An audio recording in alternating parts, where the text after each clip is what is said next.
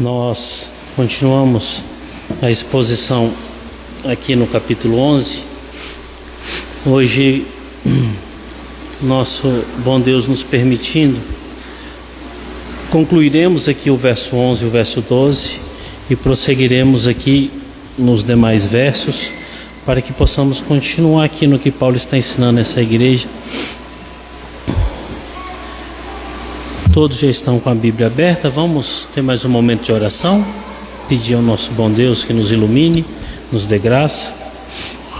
Senhor Deus, em nome de Jesus, nós oramos a Ti, meu Pai, agradecidos por estarmos aqui, cultuando o Teu nome, e podemos agora, em nome de Jesus, ouvir a Tua palavra. Rogamos a Ti, Senhor, que Teu Espírito fale conosco e comunique as verdades da Tua palavra aos nossos corações. E que nós possamos, Senhor, ser edificados, consolados e confrontados. Tudo isso nós oramos e pedimos em nome de Jesus. Amém. Meus irmãos, nós estamos numa caminhada que nós não podemos perder de vista. Que assunto principal nós estamos trilhando? Nós estamos trilhando um assunto em que Paulo agora está normatizando ali a sua igreja, a igreja que ele está comunicando essa palavra, sobre a salvação, o desfecho da salvação de Israel. Por que eu estou falando isso? Porque nós estamos diante de um texto, como já temos visto, capítulo 11, se não me engano, não me foge a memória, é o maior capítulo do livro de Romanos. E o capítulo 11 tem muitas nuances teológicas que nós temos que deixar muito bem esclarecidas para que nós, como igreja local, possamos andar de forma sadia e bíblica diante das informações que Paulo está aqui ensinando. Nossa caminhada é essa. E hoje, de forma especial, é essa caminhada, é esse assunto que a gente continua tratando, mas surge um assunto novo, um assunto que é ciúmes, inveja. Deus coloca no coração do seu povo ciúmes e inveja e utiliza desses recursos para que o seu povo, para que aqueles que vão abraçar a fé em Jesus Cristo, cheguem-se a Ele. Ou seja, nós temos um cenário novo aqui.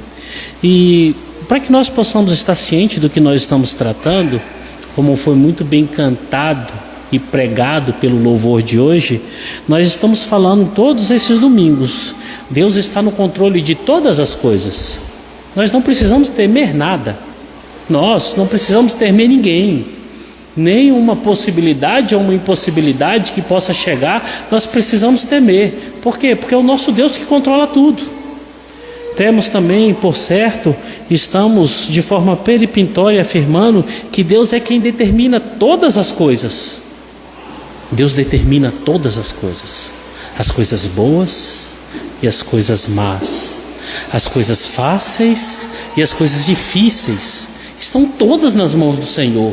Ou seja, o Senhor é soberano.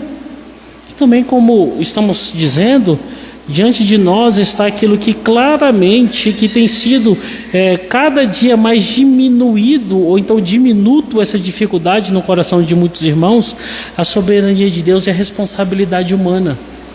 O ponto central dessa questão teológica é que toda vez que você olhar para a responsabilidade humana, ela vai concordar com a soberania de Deus, quer seja para o bem, quer seja para o mal, quer seja para o acerto, quer seja para o desacerto.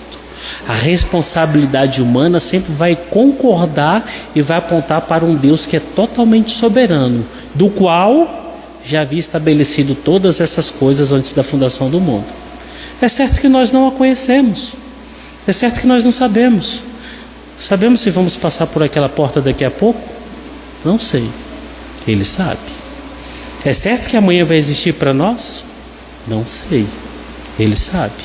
É certo que vamos ver os nossos filhos, os filhos dos nossos filhos?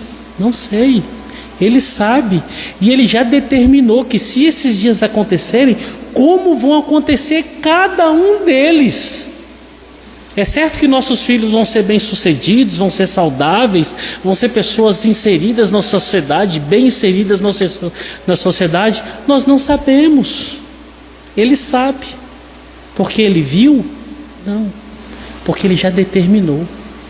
Então, diante desses fatos, nada pode nos assustar. Por quê?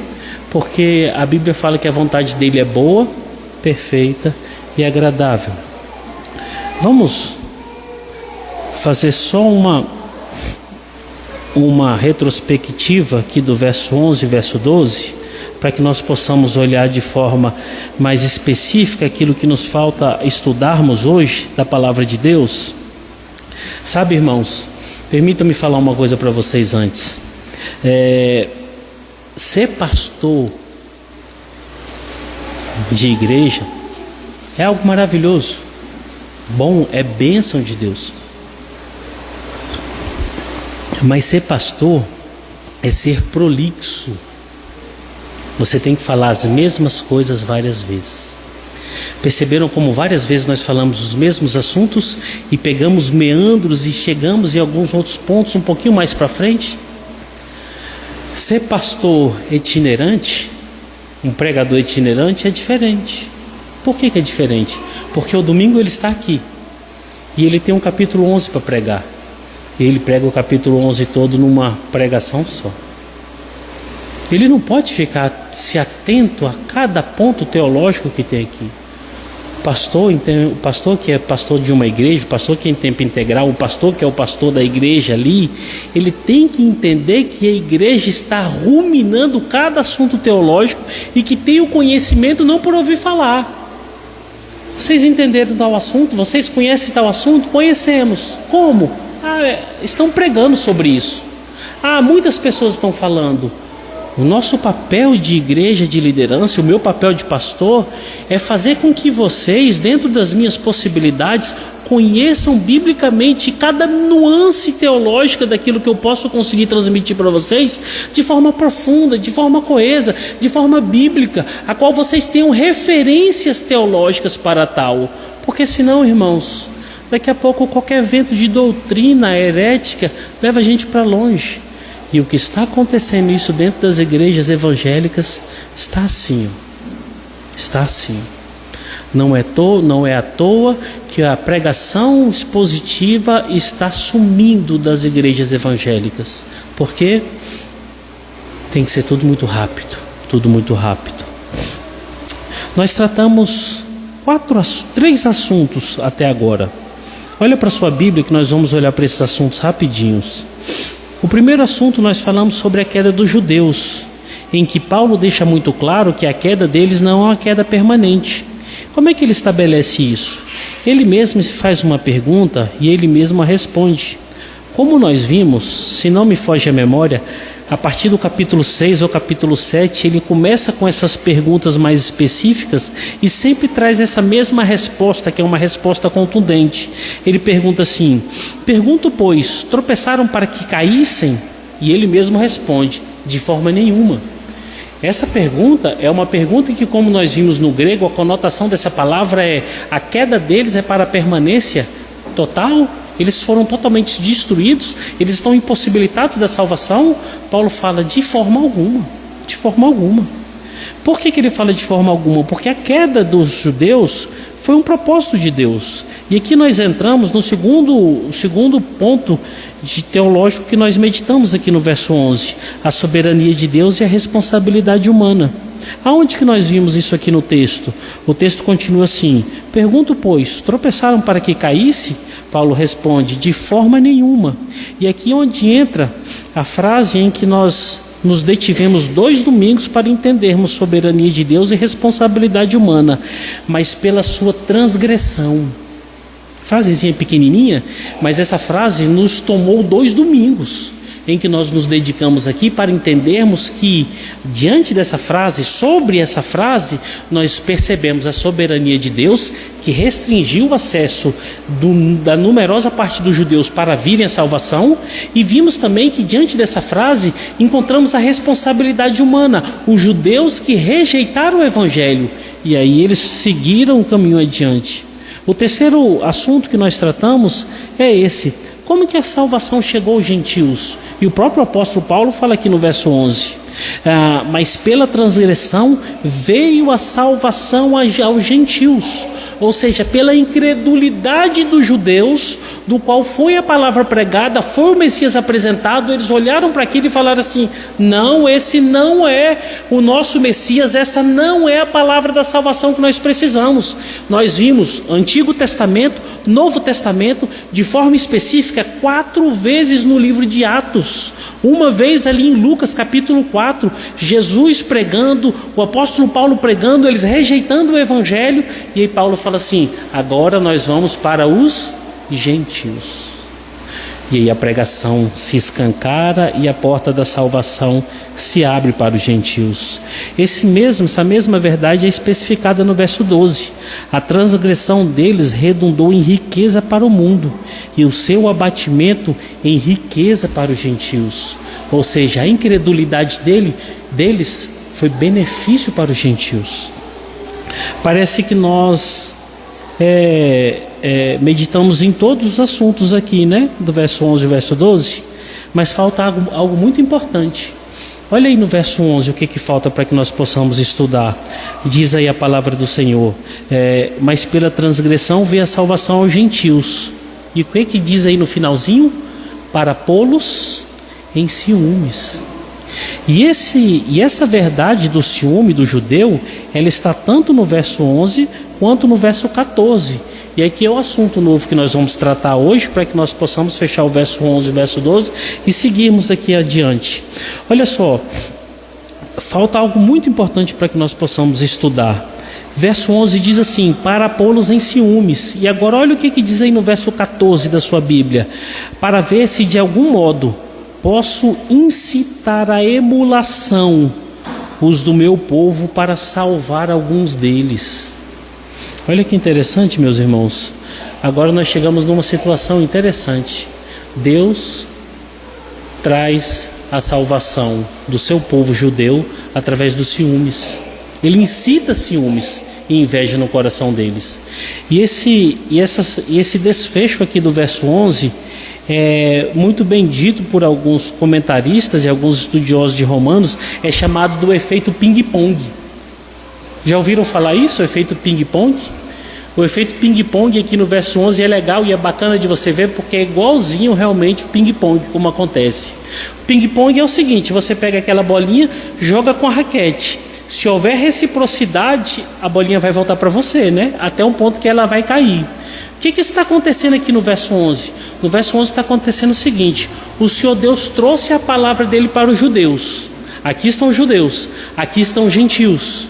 A palavra chegou aos judeus, mas a Bíblia fala que os judeus rejeitaram a palavra. E o que aconteceu? A palavra agora volta para os gentios. E agora a Bíblia fala que os gentios abraçam a palavra da fé e as portas da salvação se abrem para os gentios, e existe uma nova caminhada agora para os apóstolos. Só que parece que ela não volta. Só que ela volta da seguinte forma: agora a volta da bolinha, ela se dá da seguinte maneira: o judeu vai olhar para o gentio e vai dizer assim: eles estão se relacionando com o nosso Deus. Eles estão se envolvendo salvificamente, eles acreditaram no Messias, e Jesus verdadeiramente é o Messias. Queremos esse mesmo relacionamento, queremos ser salvos assim como eles são. E aí você observa que a transgressão, o impedimento de ser salvo dos judeus trouxe a salvação, e a salvação dos gentios alcançam alguns judeus que estão marcados para a salvação. E aqui é o chamado o ping-pong da fé. Como é que acontece isso? E agora nós temos que entender de forma muito clara o que é esse ciúme e essa inveja que Paulo especifica aqui no verso 11 e no verso 14. A palavra grega, ela traz essa tradução: inveja e ciúmes. Nós conhecemos inveja e ciúmes de uma forma muito estranha, né? Nós vemos pessoas ciumentas nos dias de hoje que fazem muitos escândalos. Vemos pessoas invejosas que provocam coisas terríveis. Mas a inveja, a forma que ela tem que ser vista aqui e a forma como Deus coloca no coração do judeu, não tem nada a ver com a forma que nós conhecemos nos dias de hoje. A forma que Deus incute no coração do judeu é o judeu poder olhar para o gentio e ver que no gentio estabeleceu-se neles aquilo que era prometido para o povo de Deus durante há alguns milhares de anos: paz, esperança eterna e um relacionamento profundo com Deus. O judeu vai receber a palavra, ao judeu chega a palavra, ele não recebe a palavra da salvação. E essa palavra chega aos gentios. E essa palavra produz salvação nos gentios. Os gentios vivem em paz. Aí agora Deus incita no coração do judeu, em vez de ciúme, para que ele olhe para o gentio e diga assim: eles vivem num relacionamento profundo com Deus. Eles têm esperanças eternas. O Éden que está guardado, o paraíso prometido, tem sentido para eles, para nós não tem mais. O homem que se dizia, que qualificavam, que chamavam Jesus, é o Messias que é prometido para nós. Eles vivem o Messias todos os dias. Nós queremos isso. E a partir desse momento, alguns dos judeus abraçam a fé. Ou seja, nós observamos que dentro dessa perspectiva do ciúme, Deus produz uma mensagem profunda e salvífica no coração do seu povo. Mas agora olha que interessante, a palavra foi pregada e eles não ouviram. A mensagem foi dita, ela foi gritada para os gentios, eles não ouviram. E olha como é que Deus é misericordioso. Olha como é que nosso Deus é bom. Ele não rejeita o seu povo. Ele permite que o seu povo agora olhe aquela palavra produzindo efeito naqueles que não eram povo. E através daquilo que eles estão vendo, o coração deles enche de esperança e fé. Sabe, irmãos, tem pessoas no nosso meio, nossos parentes, amigos, famílias, pessoas aí do mundo afora, que já ouviram a palavra do Evangelho, chegou ao seu coração, chegou à sua face, e elas simplesmente rejeitaram. E a gente percebe que em determinados momentos que nós não conhecemos, não sabemos porquê, aquelas pessoas abraçam a fé em Jesus. Sabe por quê, irmãos? Não necessariamente quando uma pessoa rejeita o evangelho pregado, as portas do céu se fecharam para elas.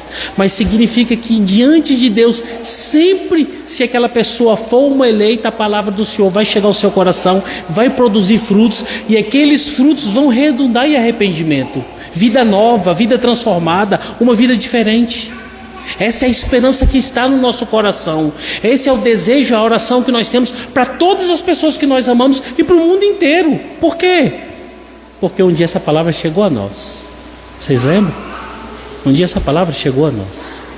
E essa mesma palavra que está aqui, confrontando os judeus. Essa mesma palavra que está trazendo emulações, como diz o apóstolo Paulo, provocando ciúmes. Eu tenho 3 coisas para falar sobre isso aqui para vocês. A primeira delas é que Paulo está fazendo uma leitura, e aí quem está tomando nota pode fazer a anotação aí dos textos, de Deuteronômio 32, 21, Isaías 65, 1 e 2. Paulo olha para tanto Moisés quanto Elias profetizando lá atrás e aplicando essa verdade nos seus textos ali em Romanos. Paulo estabelece isso lá em Romanos 10, do verso 16 ao verso 21. Ele fala também isso no verso 11 e no verso 14. Por que eu estou dizendo isso?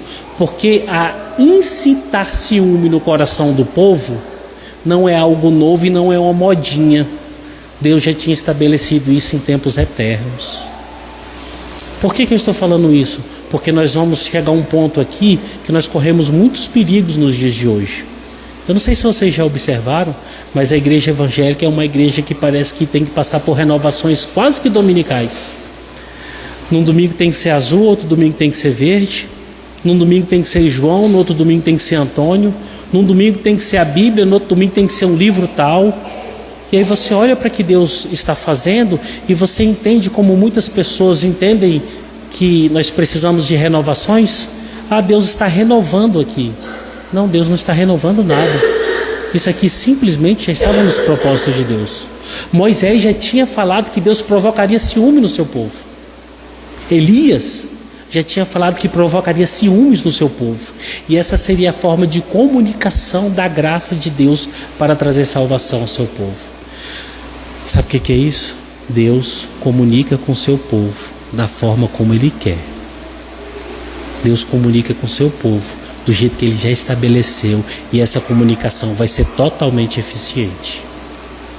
Segunda questão: Paulo aplica essas profecias nas suas instruções. E agora olha o detalhe aqui.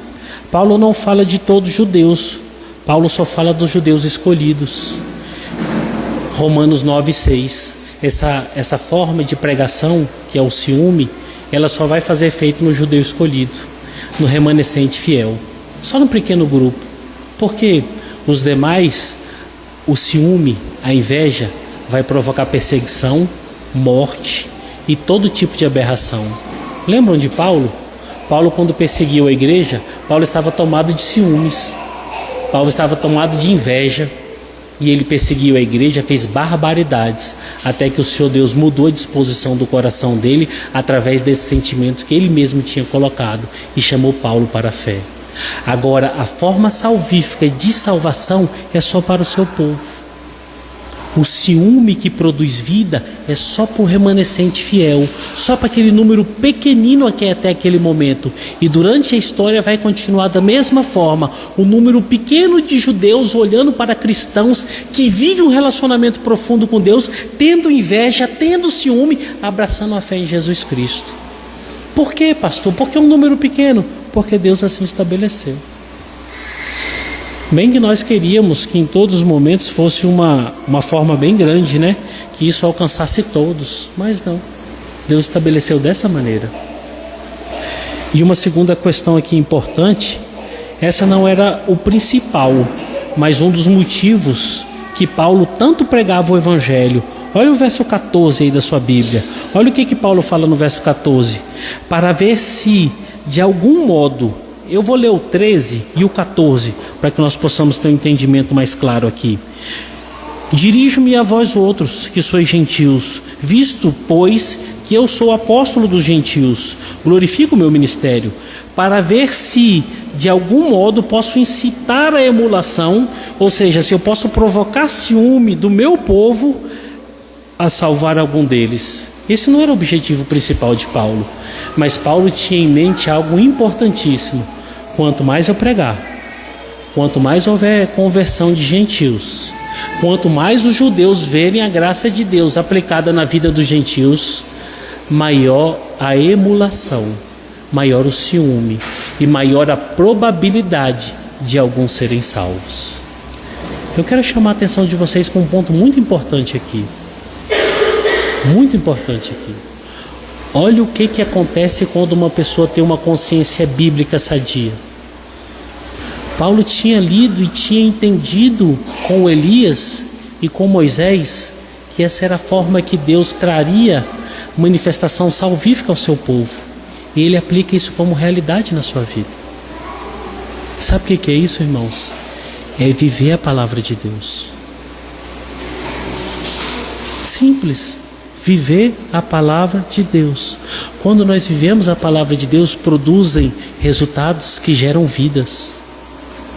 Irmãos, se muitos maridos tivessem nas suas consciências a Bíblia de forma robustecida, nós teríamos casamentos totalmente diferentes na nossa igreja e no mundo.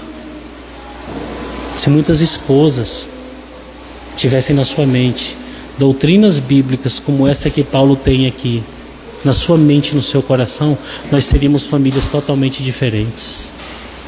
Se nós tivéssemos pais com uma consciência bíblica sadia, robustecida, as famílias seriam totalmente, as nossas crianças seriam outras, totalmente diferentes. Eu vou mais longe. Se nós tivéssemos igrejas, pastores, nas suas consciências bíblica, nós teríamos um evangelho totalmente diferente hoje. Quando nós olhamos para a realidade que nós vivemos hoje, nós observamos que nós estamos bem distante do Paulo que tinha um entendimento bíblico e vivia o entendimento bíblico na sua realidade de vida.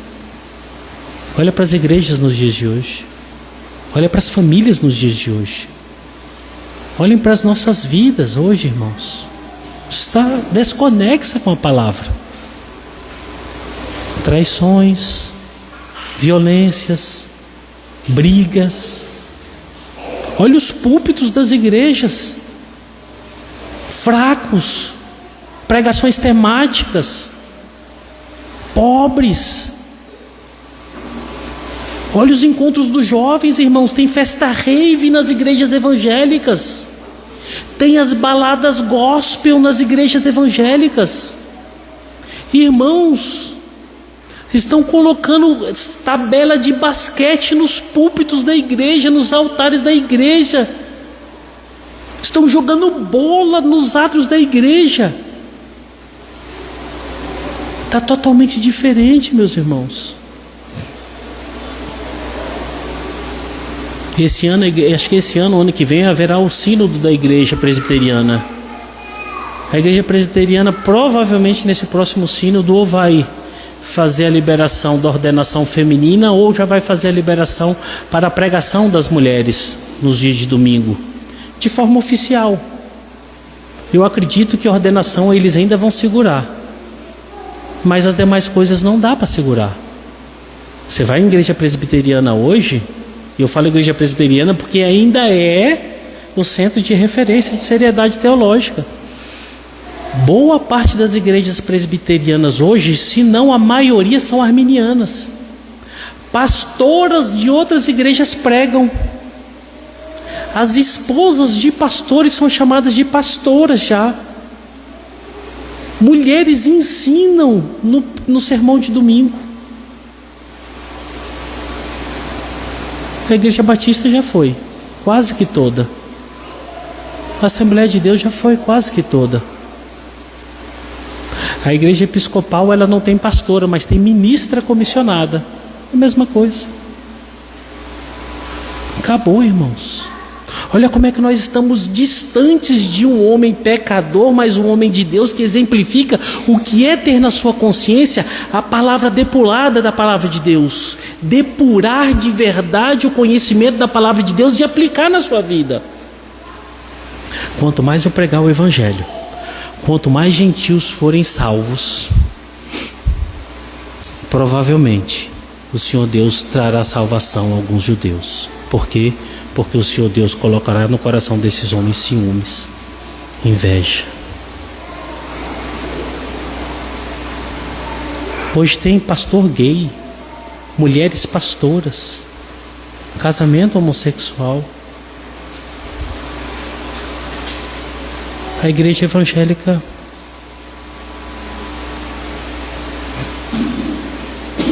e aqui a gente cai direto no que nós estamos olhando aqui, falamos um pouco mais cedo. Deus não exige da sua igreja formas diferentes de pregar o evangelho. Não. Esse é o ponto que eu quero chamar a atenção de vocês, para que vocês nunca pratiquem e quando vocês escutarem alguém falando isso, vocês saiam de perto, porque aqui mora o perigo. Muitas pessoas usam o texto de 1 Coríntios capítulo 9, verso 22, e esse texto aqui também, para que eles possam falar assim: nós temos que usar a multiforme graça de Deus para fazermos tudo para alcançarmos todos. Nós temos que ir para os blocos de carnaval. Os que vão, a maioria não volta. Nós temos que ir para as baladas para falar do amor de Jesus. Os que vão não voltam. Nós temos que ir para os bares, para as festas. Os que vão não voltam. Não, mas nós temos que fazer de tudo para todos. Não, irmãos, não tem nada a ver. Nós temos que pregar a palavra de forma fiel, só isso. Nós temos que evitar os erros mais tolos que as pessoas estão cometendo nos dias de hoje. E por último, a vida e a conversão genuína dos crentes diante dos judeus. Você imagina? Se Deus usa a vida piedosa dos crentes para que Ele possa comunicar um relacionamento profundo com aqueles que são gentios, para que Ele possa produzir ciúme no coração dessas pessoas, como é que Deus vai fazer isso com a vida das pessoas que tem dos dias de hoje?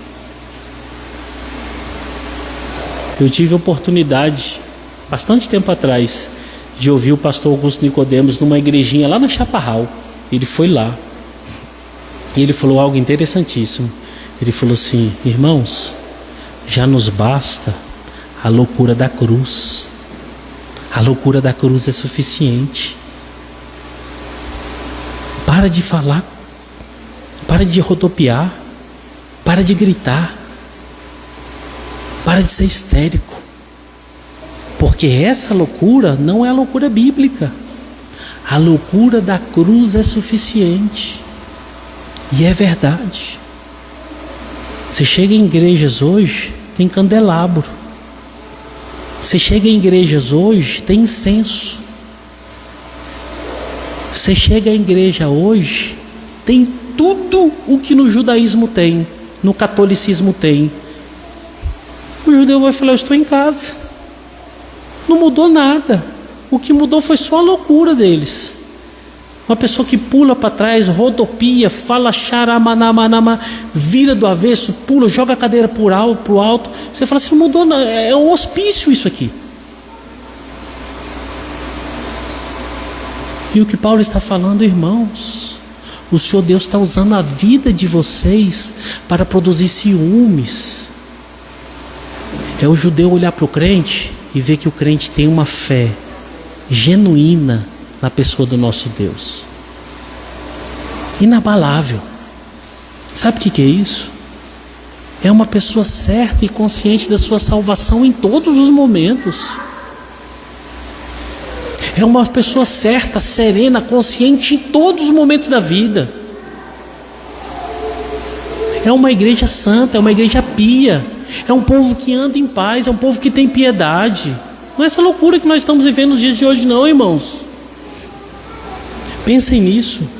Talvez alguns de vocês possam ser usados por Deus para que a mensagem do Evangelho seja verdade, de forma que produza ciúme no coração de algum judeu.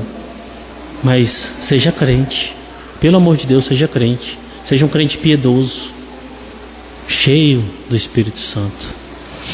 Agora nós vamos para o verso 13. No verso 13 o apóstolo Paulo vai dar continuidade. E aqui nós vamos do verso 13 até o verso 24. E aqui Paulo vai esclarecer pontos importantíssimos do que ele está tratando sobre essa demanda salvífica.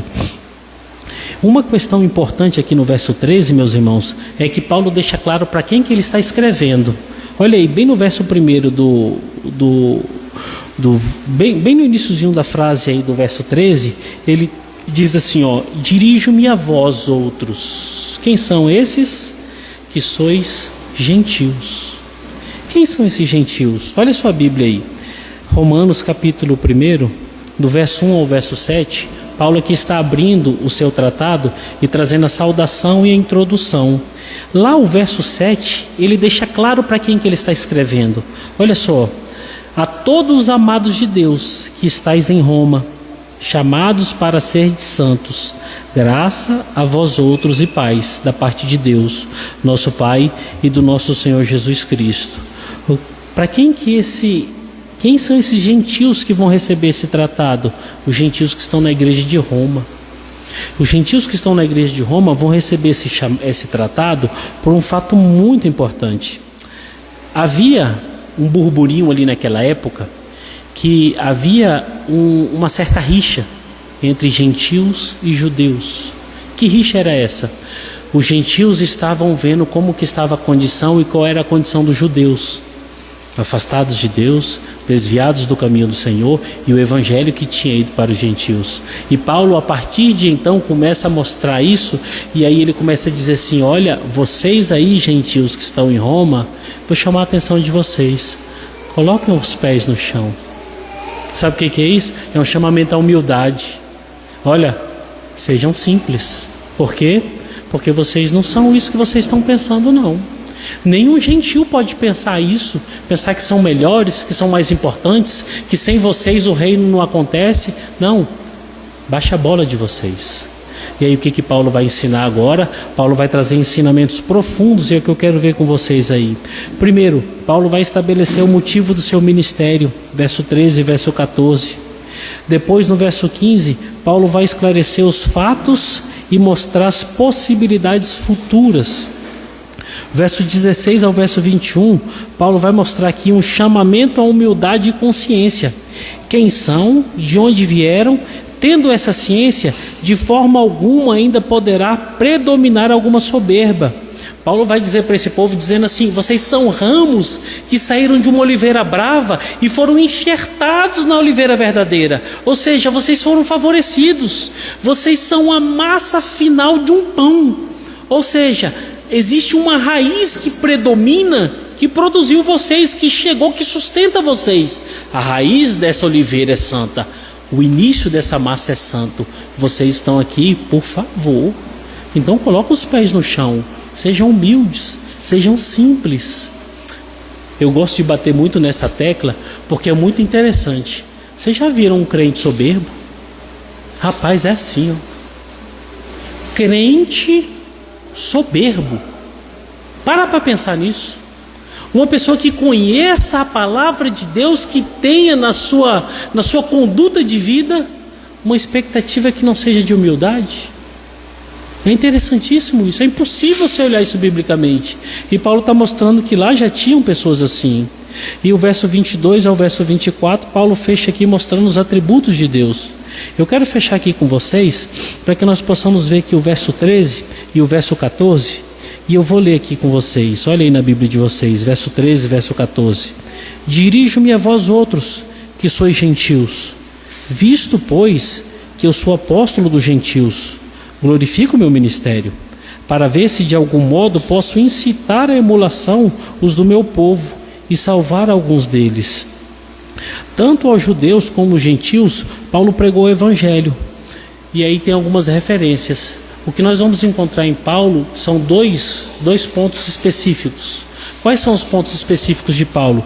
Ele está mostrando aqui para essa igreja que ele é um apóstolo dos gentios. Ele foi chamado para pregar o evangelho para os gentios. Aí o interessante é você perceber que Deus separa um homem só para isso. Separa um homem para esse fim específico. Você que está tomando nota, tem duas separações aqui de momentos.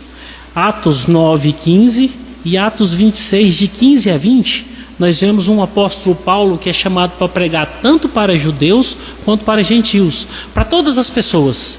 E assim ele faz. Ele prega para judeus, ele prega para gentios, ele prega para reis e príncipes, ele prega para autoridades. Ele realmente cumpre a palavra do Senhor. Mas aí você vai observar uma outra série de textos.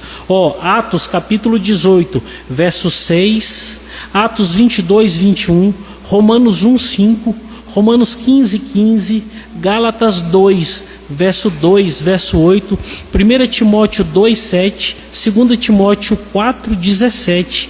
O apóstolo Paulo se dedica à pregação dos gentios. Ou seja, quando nós olhamos para Paulo e o seu ministério, Deus está abrindo aqui as portas da salvação para os gentios. E o que é interessante é que aqui no capítulo 11, Paulo vai mostrar que essa porta vai se fechar.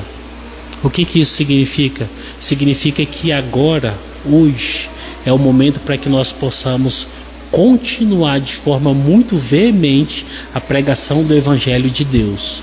Por quê? Porque Deus ainda está favorável para a salvação dos gentios. Paulo prega, e Paulo prega com toda a intensidade para os gentios. Ou seja, Deus cumpre a sua palavra na vida de Paulo. Segunda questão aqui no capítulo, verso 13. Na mente de Paulo havia uma ciência, ganharia muitos gentios e com isso seria instrumento de Deus para que os judeus chegassem à salvação.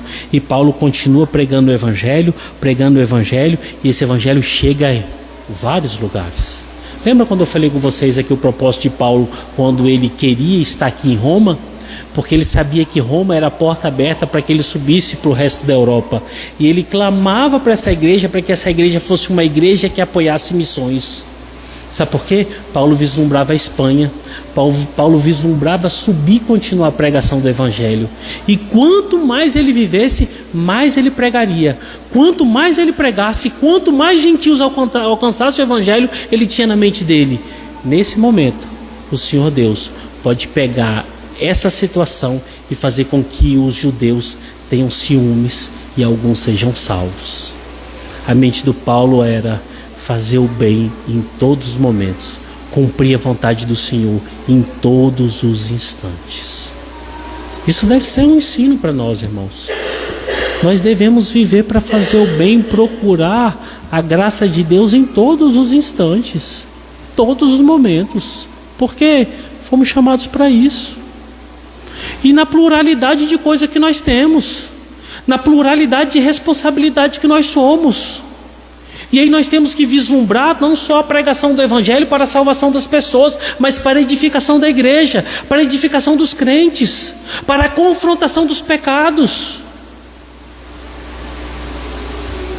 É nesse momento que eu tenho que parar de mentir, porque eu sei que a mentira é uma afronta ao nome do meu Deus.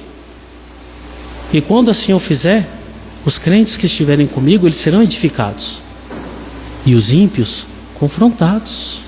Essa é a minha obrigação. Eu estou fazendo o bem, eu não estou fazendo favores, eu estou fazendo o bem da responsabilidade que me foi incutida. Eu devo parar de me prostituir. Por quê? Porque eu edifico a igreja com isso, eu preservo a minha vida com isso, e eu confronto os ímpios dessa prática pecaminosa e ofensiva ao nosso Deus.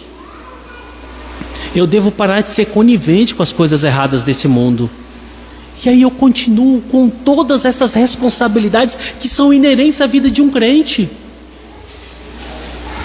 Irmãos, cada um de vocês tem inúmeras responsabilidades que na cabeça de vocês devem estar da mesma forma como estava na cabeça de Paulo.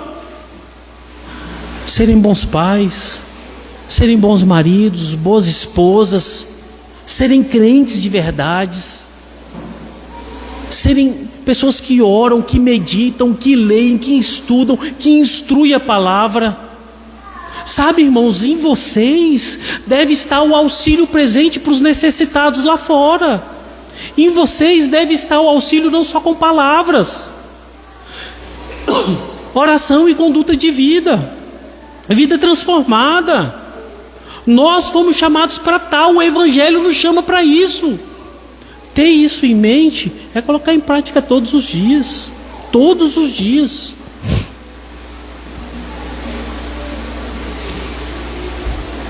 Verso 15. Olha o que o Paulo fala no verso 15. E eu vou fechar aqui no verso 15. Porque Paulo fala assim: porque se o fato de terem sido eles rejeitados trouxe reconciliação ao mundo, que será seu restabelecimento, se não vida dentre os mortos? Agora, olhem a grandeza do verso 15. Prestem atenção aí no verso 15 da Bíblia de vocês. Olha o que Paulo está falando. A rejeição dos judeus redundou em reconciliação com o mundo. Verso 11 e verso 12.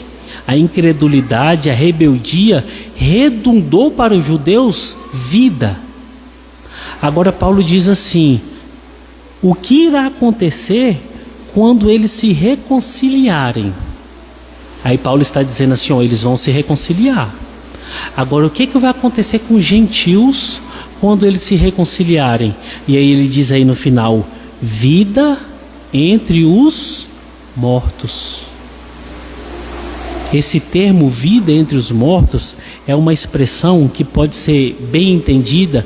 Vai acontecer um avivamento, um momento em que mas muitas pessoas alcançarão a fé em Jesus Cristo, dos quais estavam totalmente distantes. Olha o que vai acontecer quando os judeus abraçarem a fé: vida dentre os mortos. É por isso que a gente insiste: orem por Israel, orem pelos judeus. Se eles rejeitados estão produzindo vida, agora imagina quando esses homens alcançarem a fé e abraçarem o Messias, vida dentre os mortos, um grande avivamento. Os gentios serão mais beneficiados. Orem por Israel, irmãos. E vamos parar por aqui no verso 15. Se Deus nos permitir, nós entramos no verso 16 no próximo domingo e fecharemos até o verso 24. O que nós aprendemos hoje e o que nós podemos aplicar nas nossas vidas é isso. Paulo está instruindo aqui os gentios, a qual somos nós. Coloque o pé no chão, sejam humildes. Vocês são favorecidos. Vocês foram enxertados em uma oliveira boa. Vocês são troncos de uma oliveira ruim. Vocês são favorecidos. Coloque os pés no chão. Segunda coisa que nós aprendemos hoje. Irmãos, nós não fomos chamados para fazer coisas novas. Nós fomos chamados para nos atermos à palavra do Evangelho, a estarmos fixos na palavra da verdade. Só isso. Mais do que isso, nós somos chamados para viver o Evangelho genuíno, ter na nossa consciência de forma depurada, de forma profunda, a palavra de Deus, para sermos melhores cônjuges, para sermos melhores pais, melhores filhos, melhores crentes, e a palavra do Senhor ser difundida no nosso meio. Os crentes que estão do nosso lado devem ser edificados.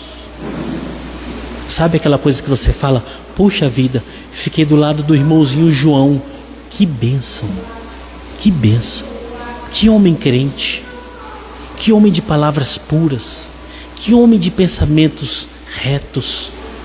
Puxa vida, tive a oportunidade de passar a tarde com a família da fulana de tal, irmã crente em Jesus. Que família abençoada, que irmã iluminada. Como que eu cresci com a humildade daquela casa. Somos fontes de edificação para a igreja, e ao mesmo tempo somos fontes de rejeição e de confrontação para o mundo. Sabe por quê, irmãos? As pessoas vão ter que olhar para vocês e falar assim: ih, tá vendo aquele Joãozinho? Aquilo ali é um mané, aquilo é um bobão, aquilo ali não compensa. Rapaz, pensa no homem sem graça. Pensa no homem sem graça. Rapaz, não tem nada que presta naquele homem. É crente, não fala nada com nada, só fala de Deus, sabe? É uma pessoa, é um chuchu, sabe? Não tem sabor nenhum. Inaceitação, desprezo e confronto. Sabe por quê? Porque eu não posso falar nada com o João. Eu não posso compartilhar minha vida de pecados. Eu não posso falar para o João que eu estou olhando para a Mariazinha que passa aqui, porque o João vai falar que isso é pecado. Eu não posso falar para o João que eu dou as minhas roubadinhas, porque o João vai falar que isso é pecado. Eu não posso falar para o João que jogo no jogo do bicho, porque isso é pecado. Confrontação. A Mariazinha, a irmã Maria, quando as mulheres falam para ela, as mulheres do mundo, falam assim: que mulherzinha sem sal. Que mulherzinha, que dessabor de vida. Só anda tampando toda a parte do corpo, sempre bem vestida, sempre bem arrumada. A mulher, mas você não pode falar nada para ela que é pecado. Você não pode chamar ela para ver uma cena picante do YouTube que para ela é pecado. Isso é confrontação. Ao mesmo tempo isso é desprezo, mas isso é glória ao nome de Deus. Agora olha o que interessante. O mundo, quando precisar ouvir verdades, ele vai atrás do João. O mundo, quando precisar ouvir conselhos de sabedoria, vai atrás da irmã Maria. Maria, me ajuda, Maria. Eu cometi um ato falho, me ajuda. E a Maria vai ser sábia para introduzir uma palavra do Evangelho. O João vai ser sábio para introduzir a palavra de verdade. Esse sou eu e esses são vocês, irmãos. Pastor, eu não estou sendo assim.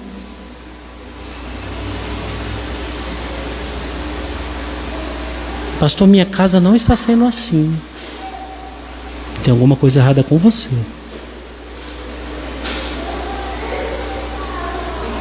Pastor, minha família não está vivendo em paz. Pastor, meu casamento não está bom. Pastor, os meus filhos são terríveis. Alguma coisa está errada. Não é com a palavra de Deus. Não é com Deus. Provavelmente é com você. O que eu tenho que fazer, pastor? Se converter genuinamente. Abraçar o Evangelho com todas as forças. E amar o Senhor Jesus de todo o seu coração. Porque ser parecido com o mundo é bom, é aceitável, é lindo, mas você vai ficar aqui. Tem um relacionamento que o mundo fala: puxa, olha que casal bonito, nossa, que coisa linda, olha como é que, nossa. O mundo aplaude, o Senhor Deus reprova. Puxa, olha que crianças, tudo que você fala, essas crianças têm uma resposta na ponta da língua. Olha, falam palavrões, cada palavrão bonito que essas crianças falam, são violentas. Olha que assistem filmes pornográficos, assistem filme de terror, são crianças supimpas. Se seu filho estiver assim, seu filho vai para o inferno. Deus está reprovando seu filho. Olha que marido bacana, cara, onde ele passa as mulheres olham para ele, o cara atrai todo mundo, o cara só pensa em dinheiro, o cara tá rico, olha para aquela família, o povo está deslanchando em dinheiro. Mas se você não estiver dando atenção para sua esposa, o Senhor Deus está reprovando tudo que você está conquistando. Você pode ser mulher bonita do jeito que for, ter todos os atributos que o mundo louva e enaltece, mas se você estiver dando isso para o mundo e você não estiver cuidando da sua casa, o Senhor Deus reprova a sua vida. Quando Paulo fala essas palavras e nos chama para que nós possamos ser crentes e possamos comunicar essa palavra, ele nos chama para uma vida casta, uma vida pia, uma vida que revele Cristo. Pense nisso, irmãos, pense nisso. Eu não posso ser juiz de ninguém, vocês não podem ser juiz de mim, mesmo porque nós temos pouco tempo entre nós, né? O máximo que pode vir aqui é uma informação de terceiro, ou daqui para lá, de lá para cá, mas o seu dia a dia é você e Deus. Você sabe como é que você está. Pensa nisso, se arrependa, muda, dá tempo, muda. Pelo amor de Deus, muda, dá tempo. Para com essas besteiras, para com o pecado, para com a pornografia, para de procrastinar, para de mentir, para de errar, para de querer renovar. Comercialmente nós temos que renovar todo dia. É como dizem os grandes entendidos, você que é leão, você tem que levantar para comer uma presa diferente todo dia, tem que fazer. E você que é presa, você tem que aprender a correr o dobro, porque tem muito predador para te matar. Agora o crente, ele só tem que viver a simplicidade do evangelho. É o arroz com feijão. Todo dia. Faça isso. Você e a sua casa certamente serão salvos. Você e a sua casa certamente terão paz. Só a simplicidade do evangelho. Amém, meus irmãos? Então vamos fechar os nossos olhos, vamos orar ao nosso Senhor Deus. Senhor, obrigado por Tua palavra. Perdoa, Senhor, os pecados que ainda estamos cometendo. Perdoa, Senhor, as nossas falhas, as nossas fraquezas. Nos ajuda, Pai, a nos desviarmos dos caminhos maus. Nos ajuda, Senhor, a nos acertarmos aonde estamos errando. Livra-nos do mal, livra-nos de praticarmos o mal. E nos ajuda, Senhor, a termos um posicionamento firme, um posicionamento, uma vida de crente, para que possamos ser fonte de edificação para a Tua igreja, fonte de confrontação para o mundo, e uma pregação daquela que traz ciúmes aos judeus, para que eles possam alcançar a fé em Ti, alcançar a salvação em Ti e se renderem a Jesus Cristo. Nós Te louvamos e Te agradecemos, porque o Senhor é nosso Deus, e até agora, Senhor, temos presenciado, temos testemunhado que as Tuas mãos estão sobre cada um de nós. Em nome de Jesus, amém.